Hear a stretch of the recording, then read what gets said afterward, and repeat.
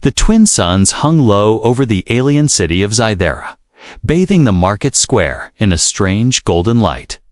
The air was heavy with the smell of metal and dust, and the sound of hundreds of quiet voices echoed between tall stone towers.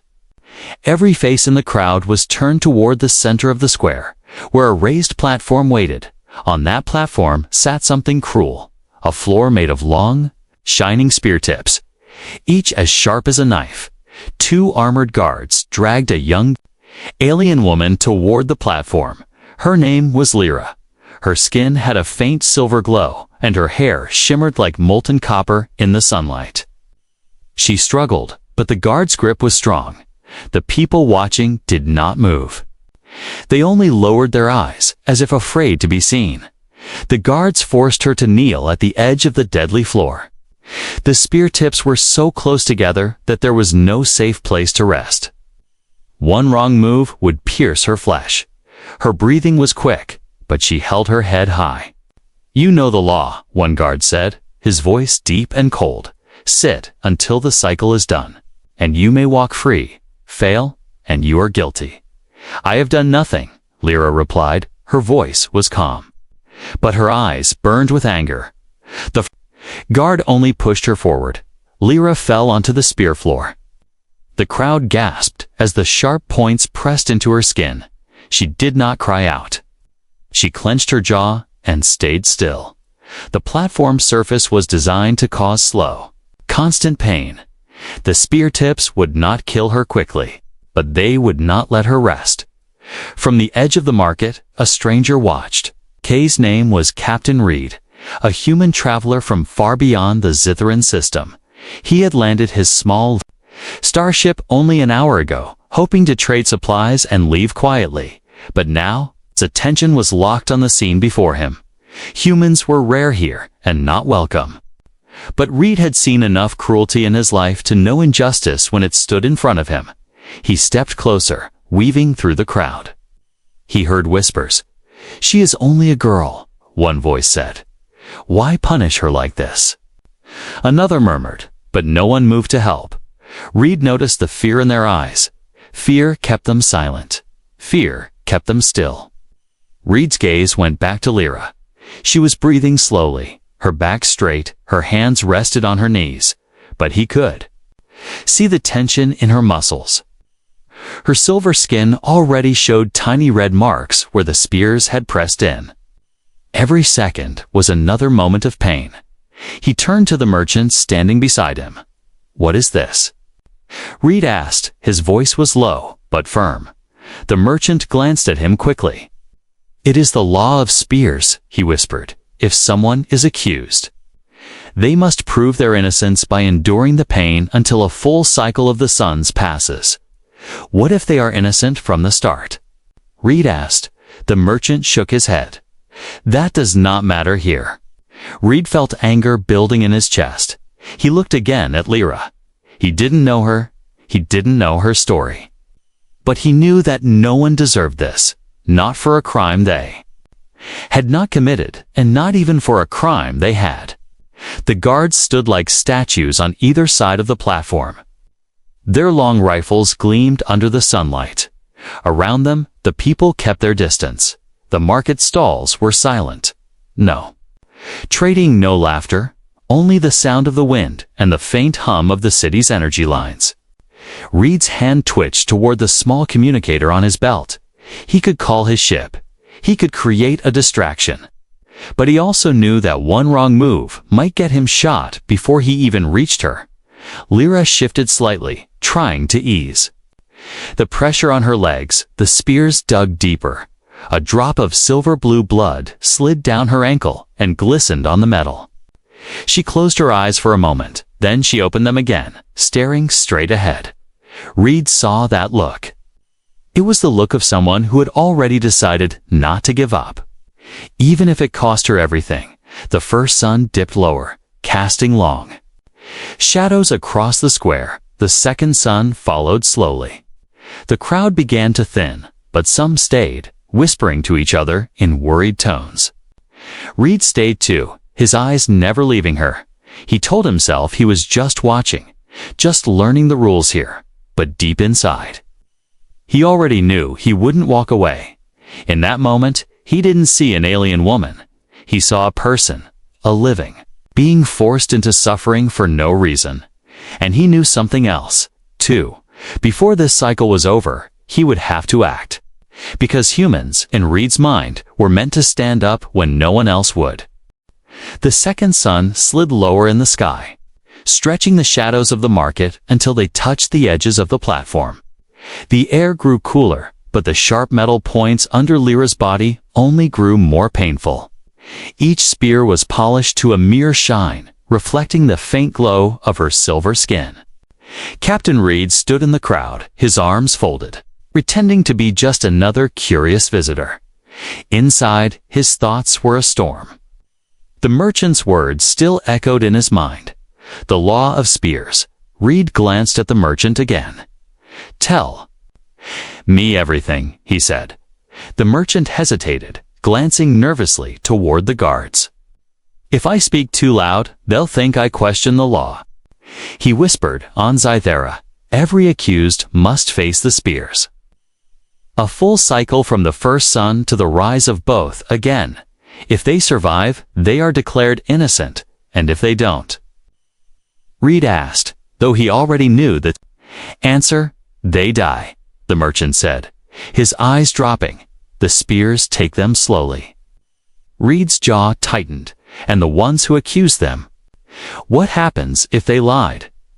The merchant gave a bitter smile. "The law does not punish false tongues, Captain, only weak bodies." Reed turned his gaze back to the platform. The two guards stood like statues, their armor marked with the dark. Crest of Xythera's ruling council behind them, a banner hung, displaying the ancient symbol of the spears, a spiral of metal points. Lira's face was pale, but her eyes still held that stubborn fire. Reed noticed how she shifted her weight, ever so slightly, careful not to press too hard in one place. Every movement was slow, controlled. Each one bought her a little more time before the pain became too much. The crowd murmured quietly, keeping their voices low. Reed caught pieces of their whispers. "She's the daughter of the Silver House." No, that house was dissolved years ago. She angered the High Prefect. You know what happens to people who do that?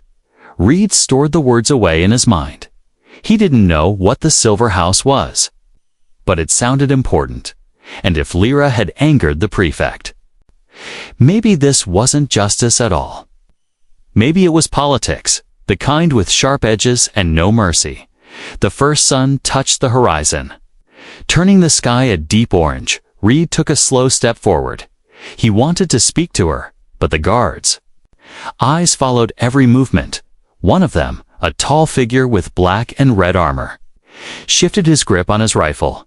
"Stay where you are, human," the guard growled, his voice metallic through the helmet speaker. "I'm just watching." Reed said calmly, "It's not every day I see such traditions." The guard's head tilted slightly.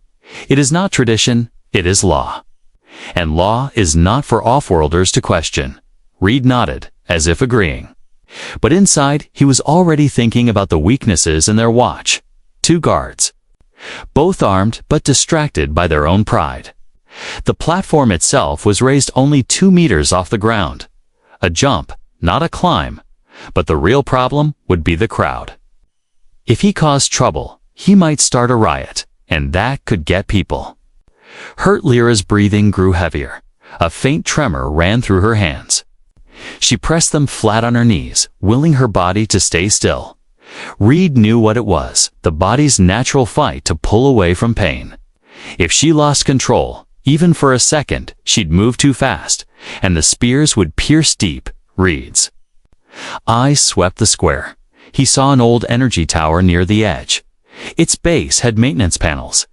Maybe he could use it later to create a power surge, something that would force the guards to react. The merchant leaned closer to him, whispering, "If you care for your own life, leave before night comes. The prefect will visit to see her at the halfway point." "Why?" Reed asked. The merchant's face was grim, because sometimes they like to watch. Reed felt a cold anger burn in his chest. He had seen wars, he had fought pirates, he had walked through cities in ruins. But there was something about cruelty in peacetime that made his blood boil. The sound of a distant gong rang out. The crowd stirred. This was the mark of the halfway point of the trial. A group of officials in dark robes began walking toward the platform. At their center was a tall, figure with a gleaming silver mask, the prefect. Every person in the square bowed their head as the prefect passed. Reed didn't move. His eyes stayed on the masked figure. The prefect stepped onto the platform, standing over Lira. For a moment, there was silence. Then the prefect spoke. "You have been given the chance to prove your loyalty," the voice said. "Smooth but cruel, you may yet rise. Or you may break." Lira did not look up. She kept her eyes forward, refusing to give him the satisfaction. The prefect's masked head tilted. "Pride will not help you. Little Silver," he said. Reed's mind raced. Little Silver. It had to be a reference to the silver house the crowd had mentioned. That meant this wasn't just about law. It was about removing a rival family. The prefect turned and left the platform, the officials following behind. The crowd stayed silent until he was gone. Then the whispers began again. Reed's hands clenched. He now knew two things. Lira wasn't here because of justice, and if he didn't act before the suns rose again, she wouldn't leave this place alive. And the law of spears would claim another victim. The market square felt smaller now, as if the air itself had thickened. The crowd was quieter than before, the earlier whispers replaced by a heavy stillness. The spears gleamed like a bed of cold fire under the fading light. Reed had been still. For too long, his instincts told him that waiting was dangerous. Every second meant more damage to Lyra's body, and every moment brought the suns closer to rising again if he was going to act. He had to start soon, but recklessly rushing in would get them both killed. He scanned the square, noting the positions of the guards. There were now 4, not 2. 2 stood by the platform as before, but 2 more had taken positions at the edge of the crowd. Their armor was darker, sleeker, elite guards. Reed shifted his stance, pretending to be a trader adjusting the strap of a pack. In reality, he was tapping commands into a small wrist device. The thin holographic screen lit for only a second before vanishing, but it was enough. His ship, the Far Reach, would receive the signal. Its onboard AI would remain on standby. Waiting for further instructions, he moved closer. His boots crunched softly on the sand-covered stone. One of the platform guards noticed and raised his rifle slightly. "Stay back," the guard ordered. Reed didn't slow. "I'm a medic," he said, his voice steady. "She's going into circulatory shock. If you want your law to mean anything, you'll need her alive to finish the cycle." The guard hesitated. Reed could see the flicker of uncertainty in the man's posture. That was the opening he needed. 5 minutes, Reed added. No tools. No tricks, just checking she's fit to complete your trial. The second guard glanced at the first, then at Lira. Her breathing was shallow now. Her skin's natural silver glow dulled to a pale gray. A slow drop of blood slid from her leg onto the spears below. Finally, the first guard stepped aside. 5 minutes, he said. "If you try anything, we'll shoot you first." Reed nodded once and stepped onto the platform. The spears were silent and unmoving, but he could feel the cruel design of the punishment even through his boots. Every point was sharpened to pierce slowly, ensuring pain without immediate death. Lyra's eyes moved slightly as he approached. He crouched beside her, lowering his voice so only she could hear. "I'm human," he said quickly. "And I'm going to get you out of here." She stared at him for a second, then whispered back. "You'll be killed." "Maybe," Reed replied, "but I'm not leaving you." He took a small sensor from his belt, no larger than a coin, and pressed. it gently against her arm as if checking her pulse. In truth, it was a microfield generator. It hummed faintly, sending out a localized disruption field. For the next few minutes, the spears beneath her would dull slightly. The relief was small, but enough to keep her from collapsing. "Listen," he murmured. "I need to know why they're doing this." Her voice was weak, but steady, "Because I am the last of the Silver House. The prefect fears my bloodline." Reed's suspicion was confirmed. This was political execution, disguised as tradition, and that made him more certain than ever. He was not walking away. He kept his hands moving as if running a medical scan. All the while, he mapped the distance to the nearest cover, calculated the guard's sight lines, and counted how many steps to the platform edge. The first guard shifted impatiently. "Time's up." Human Reed nodded and stepped back, but not before slipping the tiny generator under the folds of Lyra's clothing. It would keep her from collapsing for a little while longer as he moved. Off the platform, his eyes caught movement near the energy tower he'd spotted earlier. A young boy, no more than 12, was climbing the base to collect some kind of discarded metal. Reed filed the detail away in a few hours. That tower could be exactly what he needed for a distraction. Back among the crowd, Reed spoke quietly. Into his wrist device, far reach, prep for hot extraction, silent mode, minimal thrusters. The AI's calm voice returned in his earpiece. "Acknowledged, Captain. Stealth approach ready." Reed's eyes flicked back to Lira. She hadn't moved much, but he could see the faintest change. Her shoulders were less tense now. The field generator was doing its job, but it wouldn't last the whole night. He looked toward the horizon, where the last light of the suns bled into darkness. The night would bring colder air and fewer distractions, but also tighter guard rotations. If he was going to save her, he would need to create chaos big enough to pull the elite guards away without drawing fire on the crowd. And that meant timing. Perfect timing for now. He stepped back into the shadows of the market stalls, his mind already drawing the blueprint of the rescue. But there was one truth he couldn't ignore. From this moment, he was committed. Whether he succeeded or failed, Captain Reed was now part of the law of spears. And before the suns rose again, that law was going to break.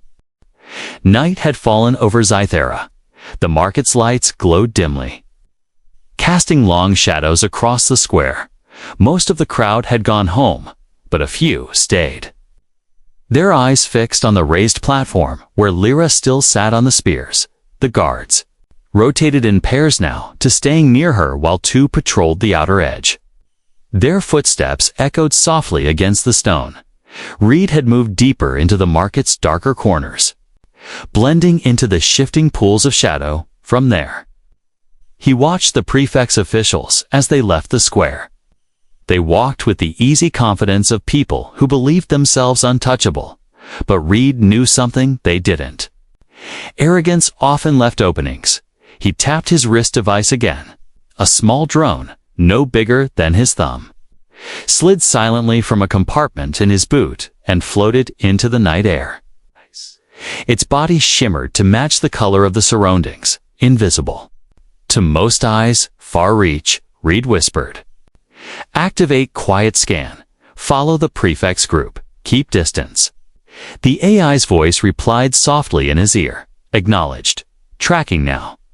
While the drone tailed the officials, Reed's own eyes stayed on the platform. His earlier scan of the spears had given him readings that didn't make sense. The metal tips weren't just sharpened steel. They carried a faint but steady energy field. The charge was low, but constant. He remembered the way Lyra's skin had dulled in color after only a few hours. It wasn't just pain breaking her body. The spears were slowly draining her strength. He needed proof. Proof meant he could call in outside help, maybe even rally some of the locals who were too afraid to act. Without it, this would all look like a human interfering in Xytheran tradition. Quietly, he moved through the sleeping market until he found a closed weapons stall. Its shutters were down, But the side panel lock was old and weak. One quick tool press, and it clicked open. Inside, he found what he needed, a small field analyzer, moving back toward the platform he kept low, waiting for the moment when the outer patrol passed farthest from him.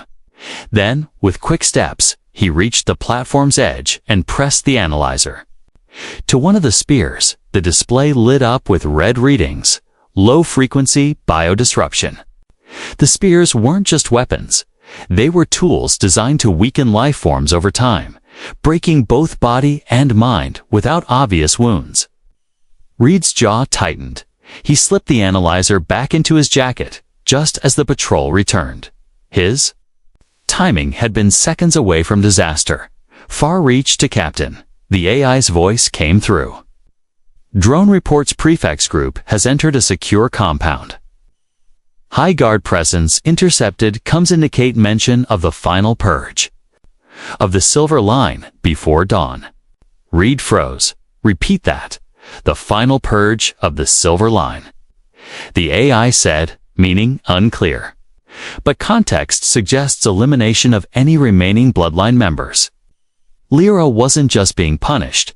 She was the last link to a family. The prefect wanted erased from history. The trial was nothing but a cover at sunrise. Even if she survived the spears, they would kill her. The truth settled in his mind like cold metal. This wasn't a rescue mission anymore. It was a race against time. He moved to the far edge of the market. Where the old energy tower stood, the boy he'd seen earlier was gone. But the loose maintenance panels remained. Reed knelt beside them, pulling a small toolkit from his belt. He studied the tower's wiring. The system was outdated, but still functional. The main power conduit fed directly into the lights of the square and the energy field. Around the spears, if he overloaded it just right, he could plunge the area into darkness and cut the spear's drain field at the same time. But there was a risk: too much charge, and the explosion could hurt bystanders; too little, and the guards would recover. Before he reached Lira, as he worked, his mind kept returning to what he had learned. The prefect's plan was clear: break Lira's body with the spears. Then remove her quietly before anyone questioned the outcome. It was clean, controlled, and hidden behind the shield of tradition. Reed had seen similar tactics before. On other worlds, dictators used old laws as weapons because people feared breaking what they called custom. It made cruelty look respectable. He wasn't going to let it stand. A faint chime in his earpiece brought him back. The drone had returned, dropping into his palm like a metal insect. It projected a small image in the air, the prefect speaking in a private chamber. His masked face tilted toward an aide. "She will not see the sunrise," the prefect's voice said coldly. "When the last chime rings, end it. Spears or no spears." Reed closed his fist over the image until it vanished. That was all the confirmation he needed. He looked up at the platform. Lira was still sitting, still silent, but her hands trembled now. The spear's field was slowly undoing the work of his generator. He had hours left at most. Reed's eyes hardened. The law of spears wasn't law. It was a weapon. And he was going to break it before it broke her. Tomorrow, the prefect expected a victory. But tonight, Captain Reed would turn the square into a battlefield. And no one on Xythera would forget the night a human stepped in. The night air was cold and dry, carrying the metallic scent of the spears. The market had fallen almost silent, save for the slow march of the guards and the faint hum of the energy field beneath Lira. The second moon of Xythera hung high overhead, casting pale light across the square. Reed crouched in the shadows beside the old energy tower. His toolkit lay open at his side, wires and small devices scattered in careful order. Every sound in the square reached him: the scrape of a guard's boot, the distant creak of a stall door, the soft, uneven breaths of Lira on the platform. He worked quickly, fingers moving with the precision of years spent fixing ships in worse conditions. He had already identified the tower's primary conduit. Now he connected a small pulse charger to the wiring. The device would overload the conduit in a matter of seconds when triggered, cutting power to the square's lights and the spears. Drain field, but as he tightened the last connection, he froze. Footsteps, light ones, moving fast, came from behind him. Reed turned sharply, hand going to the small sidearm at his belt. It was the boy he'd seen earlier, the one who had been climbing the tower during the day. His wide eyes glowed faintly in the moonlight. "You're not from here," the boy whispered. "Quiet." Reed said, glancing toward the guards. "What are you doing out here?" "I saw you looking at the spears," the boy said. "You're going to help her, aren't you?" Reed studied him for a moment. "What makes you think that?" The boy stepped closer, "Because no one else would. Everyone here is too scared." He looked toward the platform. "My sister. She sat on the spears last year. She didn't make it." Reed's grip on his tool tightened. The boy's voice carried no anger, just a quiet, heavy sadness. "What's your name?" Reed asked. "Terran." Reed glanced at the tower again. "Terran. If you stay here, the guards might see you. And if they see you with me, I know." Terran said, "I can help you. I know where the patrols stop to change shift." That caught Reed's attention. "Tell me." Terran pointed to the far edge of the square. "Every hour, both outer guards meet there for less than a minute to pass off reports. The inner guards look away for just a few seconds." Reed smiled slightly.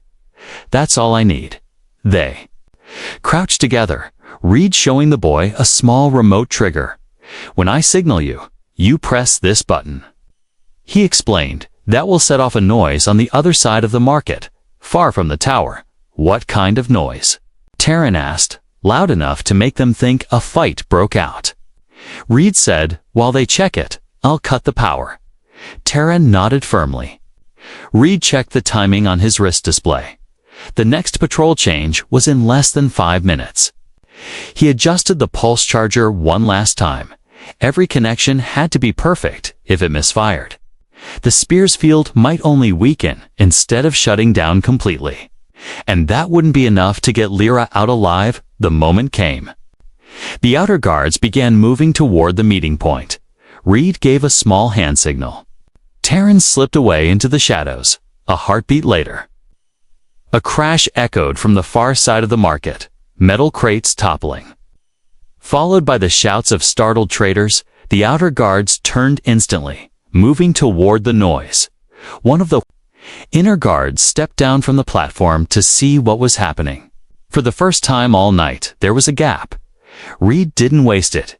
He activated the pulse charger. A deep hum rose from the tower, building into a sharp crackle. Then, darkness. The square's lights died, and the faint shimmering around the spears flickered out. Shouts rang out from the guards. One of them barked orders into a calm. The market stalls lit with small lanterns as people tried to see what had happened. Reed's heart pounded. This was the moment, but it was too soon to make his move. The chaos needed to build just a little longer, enough for the guards to be stretched thin. Then something unexpected happened. A deep boom rolled across the square. Not from Reed's devices, but from somewhere beyond the market. The ground shook faintly, and in the distance, lights flared against the horizon. The guards froze, confusion on their faces. One muttered into a calm. "Report, was that an attack?" Reed narrowed his eyes. That wasn't part of his plan, but whatever it was, it had the same effect he'd been hoping for. The guards were now split between watching Lira and looking toward the source of the explosion. He moved through the shadows, getting closer to the platform. The spears were dark now, their energy field gone. Lira's body sagged slightly, the sudden release from the constant drain making her dizzy. Reed caught her eye and gave the smallest nod. It was almost time. The prefect wouldn't know it yet. But the law of spears had just lost its sharpest weapon, and before the night was over, Reed planned to take away the rest. The square was still in darkness. The only light came from the pale moons and the scattered glow of small lanterns traders had lit in panic. Guards shouted orders, their voices sharp and tense. Somewhere far beyond the market, the echoes of the distant explosion still rolled through the air. Reed crouched at the base of the platform. His eyes scanned the guards. Two remained close to Lira. Their rifles raised, but both were looking outward, toward the noise that was his opening. He climbed silently, boots barely touching the wood. The spears were now cold, their energy field gone. Lyra's breathing was uneven, her body swaying slightly from exhaustion. "Lira," he whispered. Her eyes flickered toward him. She looked pale. But the stubborn fire in them was still there. "It's time," he said. Reaching for her arm, she hesitated only for a second before shifting her weight toward him. The movement sent a jolt of pain through her legs where the spears had pressed for hours. She gritted her teeth but didn't make a sound. Reed slid one arm under her knees, the other behind her back.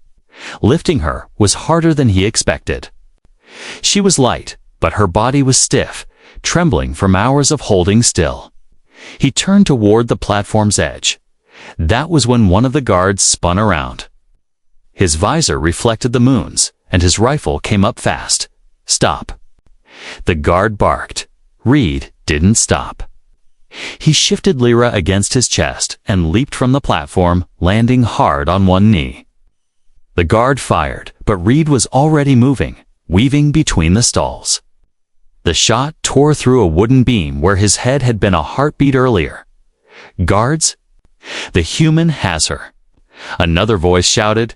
The market exploded into chaos. Some people ducked behind stalls. Others ran.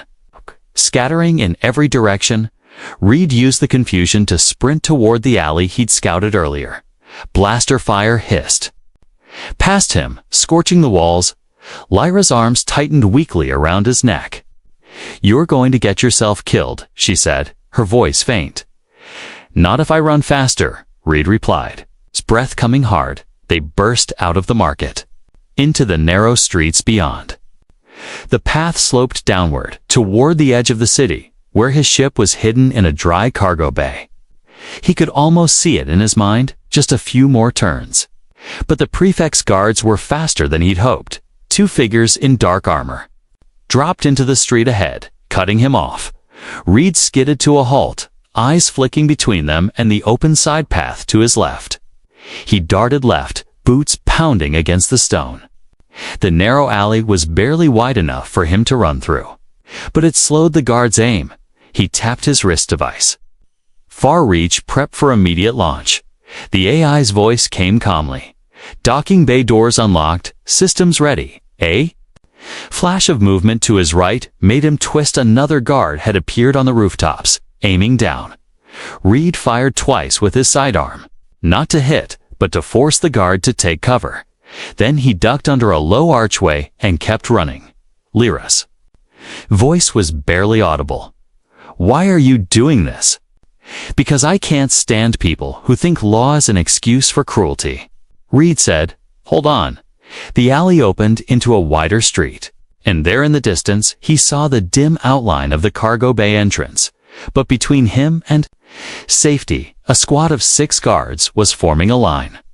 Weapons ready. Reed's mind raced. Charging straight through was suicide. He ducked into a side door, kicking it open.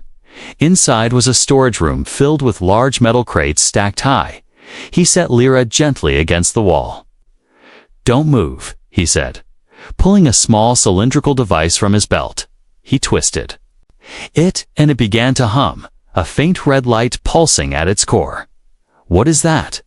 she asked. "Something to make them move out of our way," Reed said. He rolled the device toward the door and grabbed her again the moment it reached the threshold. It erupted in a burst of blinding light and a shockwave of sound. The guards outside stumbled back, clutching at their visors. Reed didn't wait.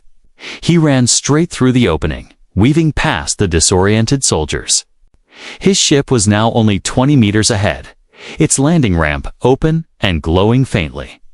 Blaster fire resumed, a wild shot grazing his shoulder. The burn stung, but he kept running. His boots hit the ramp just as the AI's voice came again. Guards in pursuit, closing ramp in 3 seconds. Do it. Reed shouted, rushing inside. The ramp began to rise even as the first guards reached it. Their shots hitting the hole harmlessly. Reed carried Lira to the med bay, setting her down on the padded bed.